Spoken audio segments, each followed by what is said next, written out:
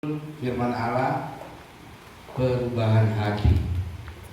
Nah, Bapak Ibu Saudara yang dikasihi oleh Tuhan, kalau kita sebagai orang percaya, kita sebagai orang Kristen, kalau kita mengiring Tuhan, kita melayani Tuhan, tidak dengan hati, saya pastikan seringkali keadaan kita seperti yang dicatat oleh firman Allah. Di dalam ayat yang keberapa tadi, yang mengatakan lakukanlah segala sesuatu dengan tidak bersungut-sungut dan berbantah-bantah. Itu sebabnya di dalam pelayanan pengiringan kita sangat penting melibatkan sesuatu yang paling penting dalam hidup, yang namanya hati. Bapak Ibu Saudara, satu ketika ada seorang yang sangat kaya, seorang yang sangat kaya, seorang ayah yang sangat kaya, lalu dia punya seorang anak laki-laki. Sehingga karena dia seorang anak laki-laki sendiri, ayahnya apa yang dimintanya itu selalu diberi. Satu waktu setelah dia tamat SMA, anak semata wayangnya ini nggak mau kuliah.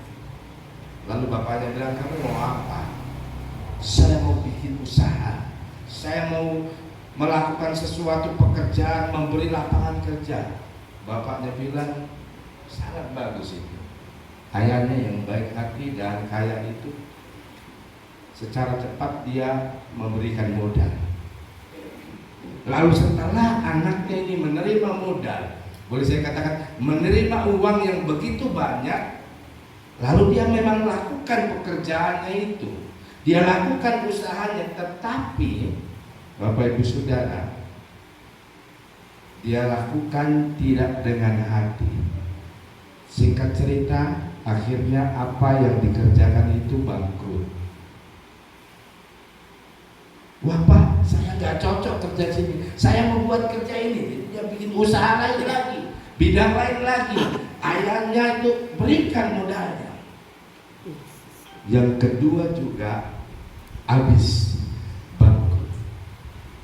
Yang ketiga dia usaha lagi. Oh, saya nggak mau resiko, saya mau usaha yang gampang saja. Dia jual alat-alat elektronik, saudara. Dari mesin cuci, televisi, segala macam benda elektronik. Dia pikir beli barang jadi jual. Ternyata saudara kurang maju. Akhirnya lama kelamaan bangkrut juga. Lalu Bapak Ibu Saudara, anaknya malu. Anaknya malu, sedih, lalu dia pergi minggat dari rumah. Apa yang terjadi saudara? Dalam cerita kehidupan ini hampir sama dengan anak yang terhilang di dalam firman Allah. Tetapi yang membedakan adalah anak ini bukan ambil harta lalu pergi, enggak. Dia ada bersama orang tuanya, dia berusaha, tetapi habis. Karena apa? Hatinya tidak tertanam di situ. Lalu yang ketiga tadi, modal yang ketiga bangkrut. Bapaknya bilang, nak, kalau kamu usaha, kamu harus fokus, kamu harus taruh hatimu di situ. Anaknya ini merasa bukan apa, dia tersinggung, lalu dia pergi, dia pergi tinggalkan bapak. Bapaknya cari tidak dapat, kemana-mana dia tidak dapat. Saudara tahu apa? Ternyata anaknya pergi. Dia menyadari dan dia berusaha. Dia tidak ada modal lagi. Dia bekerja, dia kerja, makan gaji sama orang. Dia makan gaji sama orang. Singkat cerita, 2 tahun dia kerja. Anaknya ini pulang. Lalu dalam cerita itu anaknya ini taruh gajinya selama 2 tahun kerja, dia simpan, ya, dia potong untuk makan, lalu sisanya dia simpan, lalu sampai di rumah dia kasih amplop itu sama bapak. Waktu dikasih amplop itu, saudara, waktu lihat isinya, bapaknya mungkin karena bapaknya kaya secara daging, berapalah hasilnya, tapi waktu terima amplop dari anaknya, dia bilang, Pak, ini hasil saya kerja, Pak. Waktu dia terima, baru dia terima, bapaknya nangis. Lalu waktu dibuka jumlahnya, mungkin tak sebanding dengan harta bapaknya, tapi bapaknya tetap menangis. Dia peluk anaknya. Lalu bapaknya bilang, nah, bapak bangga, bukan hasilnya, tapi engkau bekerja dengan hati. Nah, Bapak Ibu Saudara, melalui ilustrasi kehidupan ini, Alkitab tadi mencatat, bilang begini di dalam Filipi, ayat 12, hai saudara-saudaraku yang kekasih, kamu senantiasa taat. Ya. Pendeta Gilbert Mendong, jemaat orang percaya yang taat selalu ada hubungannya dengan kelelahan. Orang percaya yang taat selalu ada hubungannya dengan keringat. Orang yang taat selalu ada hubungannya dengan persoalan. Sama dengan pemuda tadi, dia coba kelola modal yang dari ayahnya dengan betul, tapi sayang artinya tidak ditarik. Karena dia pikir apa? Santai Jo, kalaupun saya bangkrut, kalaupun saya tidak berhasil, Bapak masih banyak duit. Kalaupun tidak berhasil, oh tenang, Bapak Ibu masih banyak berkat, masih banyak modal. Tapi saudara, semua itu akan hancur kalau kita tidak mengelolanya dengan hati yang sungguh. Seperti itu sebabnya Rasul Paulus mengingatkan jemaat yang ada di kota Filipi. Suratan Filipi ini berbicara tentang bagaimana orang percaya selalu hidup di dalam sukacita, meskipun keadaannya duka cita. Nanti saudara, kalau saudara belajar di sekolah Alkitab, kalau belajar suratan Filipi itu berbicara tentang bagaimana cara supaya orang percaya itu, umat Tuhan selalu bersukacita meskipun dalam kesulitan. Itu kitab Filipi. Kalau kitab Kolose berbicara tentang bagaimana orang percaya itu sepertinya biasa, tetapi hidup keimanannya itu berakar.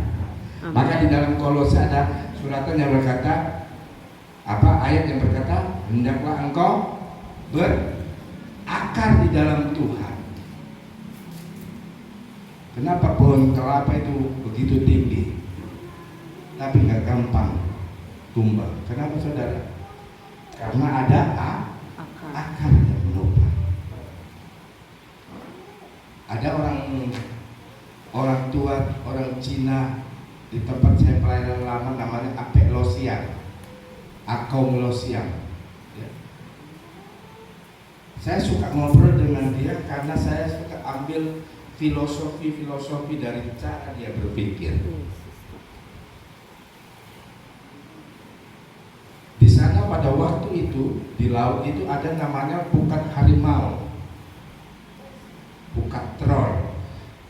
Jadi sepanjang kapal itu jalan, itu ikan disapu, sampai ikan kecil-kecil begini disapu, saudara.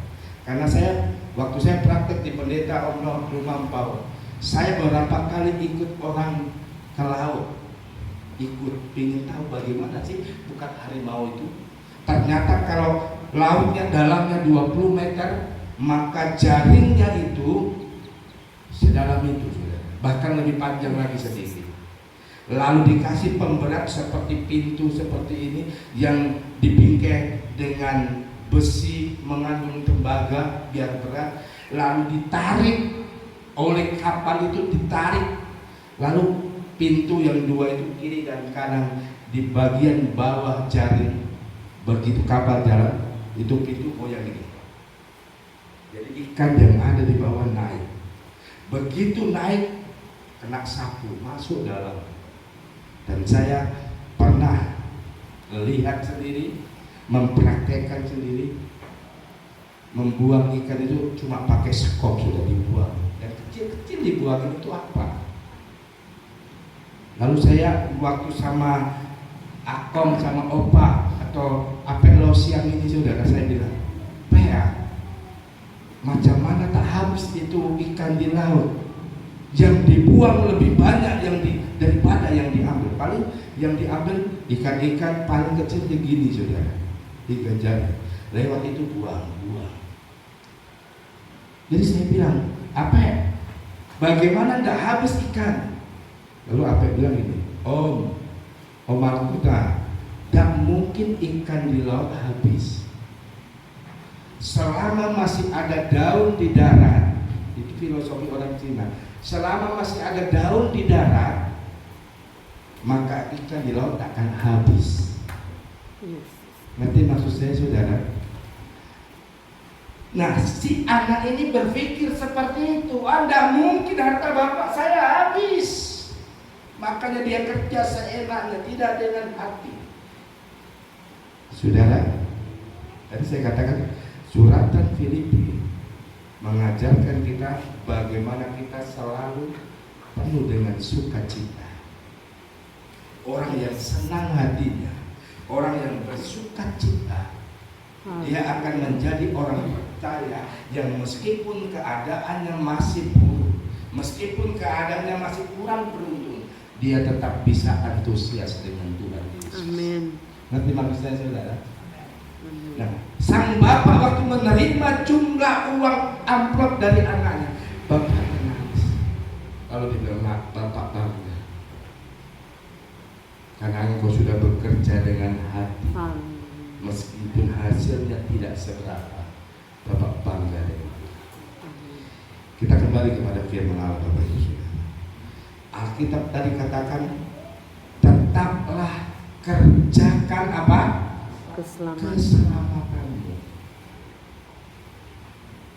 Kata kerjakan di sini adalah tetap lakukan. Saya tanya saudara, pekerjaan apa yang tidak ada resiko? Semua ada, benar saudara? Ya, semuanya ada. Kalau Om sangat kerja Mbak Ojek, ada resiko. Tahu-tahu jalan jauh, tahu-tahu kempes ban. Resikonya apa? Harus didorong. Semua pekerjaan ada resiko. Semua pekerjaan itu ada sesuatu yang kadangkala harus kita jalani dan tidak sesuai ekspektasi kita. Di dalam kita melayani Tuhan, seperti itu juga saudara. Dan Paulus mengingatkan kepada kita pada minggu ini, hari ini, kita tetap harus mengerjakan keselamatan. Amen. Keselamatan itu enggak, kita duduk lalu dapat selamat, ya. Karena saya lahir dari rahim orang Manado, otomatis saya orang Kristen, saya selamat. Belum tentu Bapak Ibu Saudara. Firman Allah di dalam kitab Filipi dibilang, kerjakanlah keselamatan. Kenapa? Apa pengertian dari kerjakanlah keselamatanmu? Ada 4 pengertian saya tulis di sini saudara. Yang pertama, yang kita kerjakan harus menghasilkan buah. Amin. Ngerti maksud saya saudara? Dalam ilustrasi tadi, si pemuda tadi 3 kali mengerjakan modal yang diberikan oleh bapaknya, tapi tidak membuahkan hasil. Tapi waktu dia tidak punya modal lagi, dia bisa bekerja dengan tenaganya, dia makan gaji dengan orang, ya. Bedanya kalau anak yang terhilang, dia makan gaji ada di kandang babi. Dia makan ampas babi. Babi habis makan sisanya dia makan. Lalu dia pergi, bodoh sekali kita ini. Di rumah bapakku banyak pekerja yang tidak saya, dia pulang. Tapi pemuda ini berbeda. Waktu dia ada modal, dia makan gaji dengan orang, dia terima gajinya itu, dia menghargai lelahnya, dia simpan. Karena apa? Ada hati. Dia tahu ternyata kerja itu gak enak. Oh, ternyata kerja itu ada sesuatu yang kadang kita hadapi. Nah, Bapak Ibu Saudara, yang pertama, kenapa keselamatan itu harus kita kerjakan? Karena Tuhan menginginkan yang kita kerjakan harus menghasilkan apa? Buah. Haleluya. Waktu saya di sana, saya perhatikan saudara, ada satu pohon durian yang ada dimiliki oleh pendeta Niko Kindarnya. Pohonnya gede, satu orang peluk nggak cukup. Tapi dari masih kecil begini, saya selalu lihat banyak bunga. Asal berbunga, aduh, dari ranting besar sampai ranting kecil penuh dengan bunga durian. Tapi saudara, satu pun nggak ada yang menjadi buah. Ya. Satu pun nggak pernah ada yang berbuah. Orang lain bilang, Om Pendeta, Om, apa namanya? Kalau ada paku-paku besar, pantak paku. Pantak itu apa ya?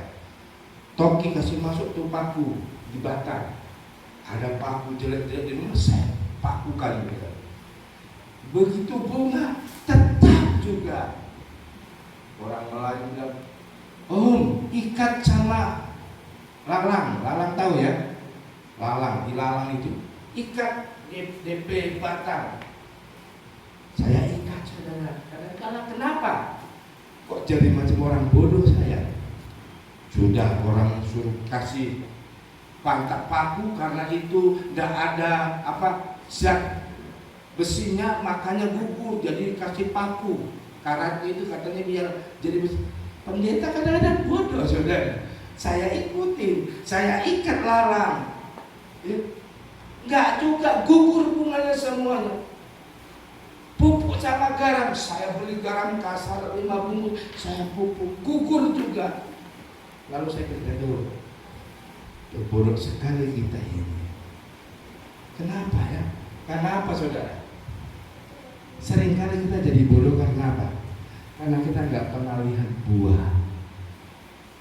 Ngerti maksud saya saudara? Coba ada leket waktu itu pas terakhir sebelum saya kesini, ada lengket satu saudara. Waduh, besar, begitu jatuh, buah. Babi hutan yang menikmati dulu. Pas dia lagi makan, saya nampak babi itu, hus. Saya menikmati sisa babi saudara. Ada 2 ruangan lagi yang belum tersentuh babi. Saya makan, aduh manisnya minta ampun. Walaupun buah satu, babi dah makan, di sisa kita makan, kita puas. Bertahun-tahun saya tunggu buahnya. Bertahun-tahun kita tunggu buahnya, saya tunggu, baru menikmatinya. Nah Bapak Ibu Saudara, kekristenan yang baik ya akan menghasilkan buah kalau ada satu perubahan di dalam hati kita. Amin. Bapak Ibu duduk begitu, saya tidak tahu apa isi hati Bapak Ibu Saudara. Ya, mungkin Nicole dan adiknya Putri, aduh mikir kok mama tidak pulang-pulang, itu di dalam hati. Saya tidak tahu, kan bisa aja gitu. Atau sebaliknya saya lagi ngomong gini, Bapak Ibu nggak tahu, saya mikirin apa, hati saya apa isinya. Hanya Tuhan yang tahu. Yang pertama saudara, kenapa keselamatan itu harus kita kerjakan? Penting untuk kita kerjakan karena yang pertama yang kita kerjakan menghasilkan buah. Ini yang Amen. pertama. Yang kedua, ya, yang kita kerjakan setelah menghasilkan buah itu menandakan apa, saudara? Kita beroleh keuntungan. Amin, saudara. Amen. Kita beroleh keuntungan. Yang kita kerjakan itu, keselamatan itu, mengiring Tuhan, lalu kita melihat hasilnya, itu menandakan kita beroleh keuntungan. Makanya Filipi bilang, hidup untuk apa?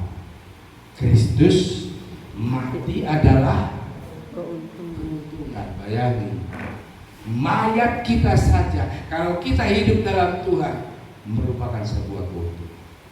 Yes. Hidup untuk Kristus, mati adalah keuntungan. Jadi dalam kehidupan orang percaya yang melakukan segala sesuatu untuk Tuhan dengan hati, dengan perubahan hati, hidup kita adalah hidup yang penuh dengan keuntungan. Amin. Ini yang kedua. Yang ketiga saya tulis begini, saudara. Yang ketiga, yang kita kerjakan itu harus punya tujuan. Amin. Ya, bahasa lain, yang kita kerjakan, saya ikut Tuhan, saya mengiring Tuhan, tujuannya apa? Bukan tujuan saya jadi hamba Tuhan, bukan tujuan saya jadi gembala, tidak hanya sekedar itu. Ada tujuan yang lebih mulia. Yes. Tujuannya adalah agar Tuhan selalu dimuliakan dalam hidup kita. Amin. Amin. Amin. Saya selalu menasihatkan kepada jemaat di mana saya berada. Saya bilang, Bapak Ibu, dalam hidup rumah tangga kita, berapa persen Tuhan dimuliakan dalam rumah tangga kita? Dalam hidup saudara dan saya, berapa persen Tuhan dimuliakan dalam cara hidup kita? Kalau kita menyadari bahwa hidup ini untuk memuliakan Tuhan, maka kita akan mengerjakan sesuatu yang benar-benar menyenangkan Amin. hati Amin. Tuhan. Haleluya. Karena manusia itu ada dua hal, saudara. Mari kita akan coba bandingkan dulu. Ada satu tukang sihir yang hebat di dalam Kisah Para Rasul.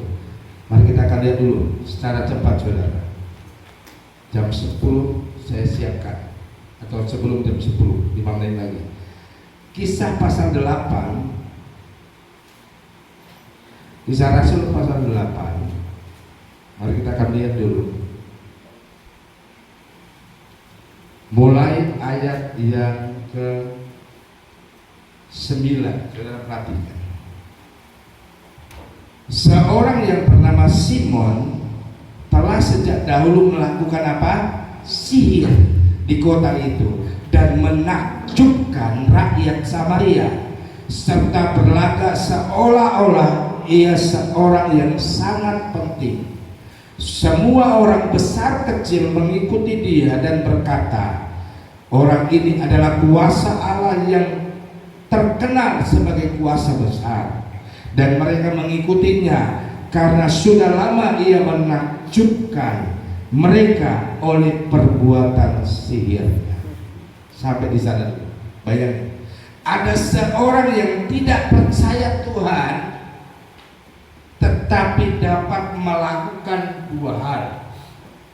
Yang pertama, dapat melakukan sesuatu yang menakjubkan. Bahasa menakjubkan, bahasa lainnya apa? Mengherankan. Ya, mengherankan. Ada seorang pesulap yang dulu terkenal, namanya David Copperfield. Ya, dia begitu terkenal. Satu waktu saya pernah ikuti dia, David Copperfield. Ada beberapa gambar di layar televisi. Lalu dia bisa buat semua orang yang ada menonton itu. Ada beberapa, ada buah apel, buah mangga, buah durian, buah apokat, ya. Ada 4 buah. David Copperfield bisa sulap semua orang yang nonton berjuta-juta pada waktu itu. Dia bisa pilih salah satu buah, umpama dia pegang. Saudara, saya tahu pilihan saudara. Pegang pilihan saudara. Semua orang yang berjuta-juta orang itu nonton, dia bisa di layar televisi, dia pegang umpama buah mangga. Semua orang bisa mengikuti dia. Saya pilih buah mangga, semua bisa ikuti. Dan waktu semua orang pegang di layar itu buah mangga, David Copperfield bilang, yang Bapak Ibu Saudara pilih adalah buah mangga. Dan benar, tidak hanya sekedar itu, David Copperfield bisa dengan atraksinya, dia bisa terbang. Orang takjub, orang heran, kok bisa ya? Kok bisa ya? Saya dulu waktu belum percaya Tuhan, saya suka ikut kuda lumping. Jadi kalau sudah ikut kuda lumping, saya mengikuti, maaf sagap saudara, watak seekor monyet. Jadi saya bisa belah kelapa, sabut kelapa dengan gigi, lalu saya bisa pecahkan kelapa itu dengan kepala. Dulu saudara, sekarang jangan, tidak mampu, tidak bisa. Orang lihat merah, tepuk tangan. Tapi sesudah melakukan itu, sakit badan semua karena terpaksa kuasa. Nah, Simon ini, si tukang sihir ini juga hal yang sama. Dia bisa lakukan sesuatu, orang sakit dia bisa sembuhkan. Ya, saya dulu ingat adik saya yang paling bungsu. Kalau bungsu itu kalau bahasa Jawa itu ragil, yang paling kecil. Waktu sakit, ibu saya kan dari kepercayaan seberang, jadi dibawa ke dukun, konon saudara, bawa ke dukun. Saya disuruh antar, waktu itu saya belum orang percaya. Dan saya lihat sendiri dukun ini ada jeruk limau hantu, jeruk purut, tahu ya jeruk purut ya, yang permukaannya itu benjol kayak orang sakit. Apa namanya itu? Daging tumbuh. Jeruk itu taruh di piring. Ini dukun begini sudah. Saya lihat, lalu terbang. Itu buat jeruk terbang dari piring. Adalah setengah meter terbang. Saya belum bisa sangat. Ya, saya lihat tidak ada benangnya, bisa terbang. Lalu dibilang waktu terbang, buat jeruk keluar seperti titik-titik darah. Tes di dalam piring saudara. Lalu dukun bilang, ibu, anak ibu diguna. Tenang ibu, paling tidak lebih dari 10 hari anak ibu akan sembuh. Akhirnya sampai hampir 10 tahun tidak sembuh saudara. Itu Simon kelakuan, Simon tukang sihir di pekerjaan, yang Alkitab tadi bisa melakukan sesuatu yang menakjubkan. Hati-hati Bapak Ibu Saudara, kalau hati kita ini tidak ada sebuah perubahan, kita gampang dibutakan. Yes. Kita gampang dibuat lupa diri. Yes. Itu sebabnya yang terakhir, akhirnya kalau saudara baca dalam kisah Simon tukang sihir, waktu ada orang percaya, Paulus melakukan hal yang luar biasa, rasul-rasul melakukan hal yang luar biasa. Orang-orang yang tadinya memiliki penggemar Simon mulai meninggalkan dia. Lalu Simon mendekati kepada rasul-rasul itu, apa rahasianya? Rasul-rasul bilang, ini semua karena pekerjaan Roh Kudus. Amen. Ya. Karena dia tahu Simon tukang sihir tahu Roh Kudus begitu hebat, lalu dia dekat kepada Rasul. Dia bilang, Rasul, boleh tak beli itu Roh Kudus, berapa DP harga? Kan begitu saudara. Dia mengeluarkan sebanyak uang mungkin untuk membayar supaya dia penuh dengan Roh Kudus. Ada tak orang gereja yang siapa mau penuh Roh Kudus kemari 150? Itu bahaya, itu gereja Simon tukang sihir itu. Ya. Ada gereja hari-hari ini mengajarkan bahasa Roh Kudus, dan saya pernah alami itu waktu ada di kota Dumeh, bawa pemuda remaja pergi KKR, lalu gereja yang mengadakan KKR itu, mari ikut dengan saya. Sandal lama sandal, ikut saudara. Lalu pemain musiknya masih anak-anak, bahasa roh, dia tumpang tangan. Karena dia kecil tidak bisa tumpang tangan, dia naik di atas kursi, dia tumpang tangan kepada pemuda yang tinggi. Umpama kayak putri, ada yang kecil pemain musik, dia tumpang tangan sama putri, naik ke bangku. Lalu pemuda yang saya Om Markus, itu Roh Kudus ya? Bukan, itu roh kuda. Lihat. Nah Bapak Ibu Saudara, Simon si tukang sihir yang bisa menakjubkan, dan Alkitab katakan dia tidak hanya sekedar menakjubkan, dia merasa dirinya orang penting. Tadi ditulis oleh Alkitab, dia tunduk oleh kekuatan Tuhan, dia tunduk oleh kekuatan Tuhan. Itu sebabnya Bapak Ibu Saudara, kalau kita ingin melihat Tuhan merubah hati kita, Tuhan merubah cara hidup kita, kita memiliki sukacita terus dalam Tuhan. Jadilah pribadi yang selalu melakukan semua untuk Tuhan. Amin Bapak Ibu Saudara. Amin. Saya tutup firman Allah pada siang hari ini ya, dengan sebuah kebenaran firman Allah. Itu sebabnya saudara, di dalam kehidupan kita, jadilah kita seperti Filipus rohani. Amin. Ayat yang ke-12 di dalam Kisah pasal yang ke-8 tadi, ayat 12 bilang gini, tetapi sekarang mereka percaya kepada Filipus yang memberitakan Injil tentang kerajaan Allah dan tentang nama Yesus, dan mereka memberi diri mereka dibaptis, baik laki-laki maupun perempuan. Bapak Ibu Saudara, kehidupan kita akan menjadi kehidupan yang selalu berarti karena kita menjadi yang pertama pemberita Injil kerajaan Allah. Dan yang kedua, kita selalu meninggikan nama Yesus dalam hidup kita. Maka akan ada banyak orang yang diselamatkan bagi kemuliaan kebesaran Tuhan. Melalui kebenaran firman Allah pada minggu ini Bapak Ibu Saudara, mari milikilah perubahan hati,